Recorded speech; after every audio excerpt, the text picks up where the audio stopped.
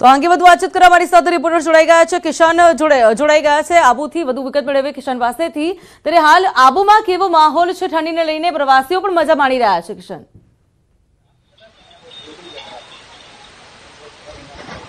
जहाँ तक माउंट आबू में जनवरी की बात है, जनवरी का जाड़ा यहाँ पर जमा रहा है। सर्दी जो है यहाँ की वो सताने वाली सिद्ध हो रही है।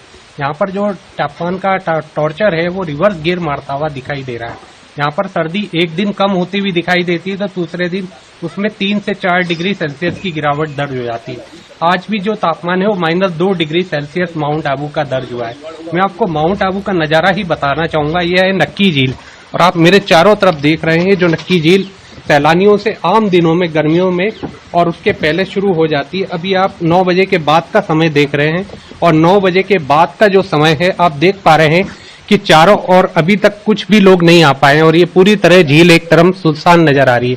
साथ ही आप मेरी तरफ दाईं तरफ देखना चाहेंगे तो यहाँ पर 1-2 सैलानी आए, मतलब काम करने वाले आए हुए हैं, वो भी यहाँ पर धूप में आकर अपना काम करते हुए नजर आ रहे हैं। इसी तरह से मैं आपको बताना चाहूंगा यहाँ की जो दिनचर्या होती है सर्दी की वो देरी से ही शुरू हो पाती है और जहाँ पर शाम का समय होता है वहाँ पर लोग अलाव जलाकर आग के आसपास ही सिमटते हुए नजर आते हैं। तो इस तरह से कह सकते हैं जो सर्दी होती है वो यहाँ पर सताने वाली सिद्ध हो रही है।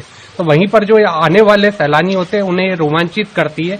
यहाँ पर जमने वाली गाड़ियों की बर्फ होती है, वाहनों की शीशों पर बर्फ होती है, घास के मैदानों पर जब बर्फ होती है उसे देखकर सैलानी काफी रोमांचित होते हुए नजर आते हैं। કિશન આપ જોડે રહે हमारे साथ। तो અત્યારે ઈશાન પણ જોડાઈ ગયા છે બનાસકાંઠાથી। ઈશાન, બનાસકાંઠામાં હાલ કેવો માહોલ છે ઠંડીને લઈને, સાથે ખેડૂતોને પણ ક્યાંક ચિંતા વધી રહી છે ઠંડીના કારણે? જી ઈશાન। दानी चौक्स के साबरकांठा जिल्लानी बात करवामां आवे तो साबरकांठा जिल्लानो ठंडीनो पारो धीरे धीरे नीचो आई रह्यो छे। बात करवामां आवे के अत्यारे हाल ठंडीनो माहोल छे ने रातनुं पाणी होय छे जेना कारणे खेडूतोने रात्रे पाणी वारवामां तकलीफ पड़ती होय छे तो वहेली सवारे खेतरमां काम करवा माटे पण तकलीफ पड़ती होय छे। એટલે કહી શકાય કે ગઈકાલે જે ધુમ્મસભર્યું વાતાવરણ હતું તેના કારણે કેટલુંક નુકસાન થયું હતું, પરંતુ આજે ધુમ્મસ તો નહીં પરંતુ ઠંડી અને પવનનો મારો વધુ છે। એટલે ઠંડી આમ જોવા જઈએ તો ખેડૂતો માટે સારી છે, કારણ કે બટાકા અને ઘઉંનો પાક છે જે વધુ પડતી ઠંડીના કારણે તેનું ઉત્પાદન સારું આવતું હોય છે।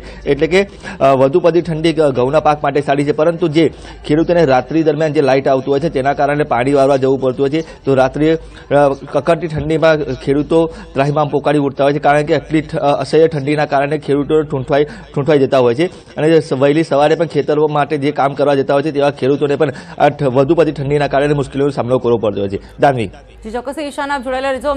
સાથે વિભુ વાત કરીએ અમદાવાદમાં હાલ ઠંડીને લઈને આગાહી થઈ છે, યલો એલર્ટ તો અપાયું હતું પરંતુ ફરી હજુ કોલ્ડ વેવની આગાહી થઈ રહી છે, ત્યારે લોકો તાપણાનો સહારો લઈ રહ્યા છે। સાથે લોકો અત્યારે હાલ જેમ કે જોઈ શકાય છે દ્રશ્યો આપની પાછળ, લોકો જે શિયાળુ પાક છે તે પણ લોકો ખાઈ રહ્યા છે અને સાથે જ્યુસની પણ મજા માણી રહ્યા છે। તો હાલ ઠંડીને લોકો કેવી રીતે એન્જોય કરી રહ્યા છે? જી વિભુ।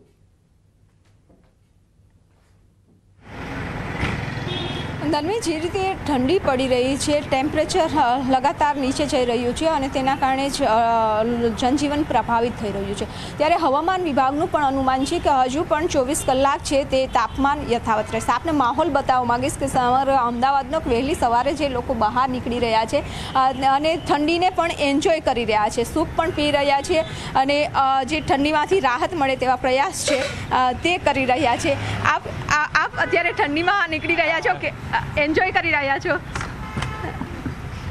તો અત્યારે જે રીતે લોકો સૂપનો સહારો લેતા હોય છે અથવા તો તાપણાનો સહારો લેતા હોય છે કે જેના કારણે સ્વાસ્થ્ય છે એક સારું રહી શકે, મોર્નિંગ વોક કરવા માટે પણ આવતા હોય છે। હું આપને અંદરનો માહોલ બતાવવા માંગીશ કે અત્યારે વહેલી સવારે જો કે 6-7 વાગ્યાની આસપાસ ગાર્ડનમાં પણ ખૂબ જ ભીડ હોય છે તે જોવા મળતી હોય છે, કસરત કરતા હોય છે, મોર્નિંગ વોક કરતા હોય છે અને ઠંડીથી રાહત મેળવવાનો પ્રયાસ છે તે કરતા હોય છે। જ્યુસની પણ લોકો મજા લેતા હોય છે, કારણ કે સ્વાસ્થ્ય માટે પણ ખૂબ જ સારું છે તે માનવામાં આવે છે। જે આ ગાર્ડન છે તે ગાર્ડનમાં વહેલી સવારે ખૂબ જ મોટી સંખ્યામાં લોકો મોર્નિંગ વોક કરતા જોવા મળે છે, પરંતુ 24 કલાક બાદ હવે ધીમે ધીમે જે ઠંડી છે તેમાંથી રાહત મળશે અને તાપમાન છે તે થોડું ઉપર આવશે, જેના કારણે ઠંડી ઓછી થશે। પરંતુ હવામાન નિષ્ણાંતનું અનુમાન છે કે એક વેસ્ટર્ન ડિસ્ટર્બન્સ આવી રહ્યું છે અને તેમાં વાદળછાયું વાતાવરણ છે તે જોવા મળશે। કેટલાક વિસ્તાર વિસ્તારમાં છે છૂટોછવાયો વરસાદ પણ થવાની સંભાવના વ્યક્ત કરવામાં આવી છે, એટલે કે માવઠું પણ થશે અને તેના કારણે કૃષિ પાકને નુકસાન થઈ શકે તેવી ભીતિ સેવાઈ રહી છે। જોકે આ વારંવાર વાતાવરણમાં પલટો આવે છે તેના કારણે ખેડૂતો પણ ચિंतित છે। जी विभू, आप जुड़ेला रहो। तो अगला सवाल मेरा किशन आपसे है कि अभी जैसे कि देख रहे हैं माउंट आबू में ठंडी तो बहुत पड़ी रही है, लेकिन साथ में जो सैलानी है वो कहीं ना कहीं बता रहे हैं कि ये कश्मीर की तरह भी हाल हो गया है, तो लोगों को कश्मीर जाने की जरूरत भी नहीं है। जी बिल्कुल, कश्मीर जाने की तो जरूरत नहीं है, लेकिन यहाँ पर जो सैलानी होते हैं उनकी जो दिनचर्या होती है वो काफी देरी से शुरू हो पाती है। कुछ एक सैलानी ही होते हैं जो यहाँ पर सैर सपाटे के लिए आते हैं और वो जल्दी माउंट आबू के नक्की लेक के आसपास के मैदानी भागों में निकल पाते हैं और उनके जो अनुभव साझा करते हुए बताते हैं कि हमें जम्मू कश्मीर के समान ही यहाँ पर वातावरण मिलता है। वहाँ की शीतल वादियों का सेम एनवायरनमेंट, सेम की सेम फीलिंग उन्हें माउंट आबू में मिलती है।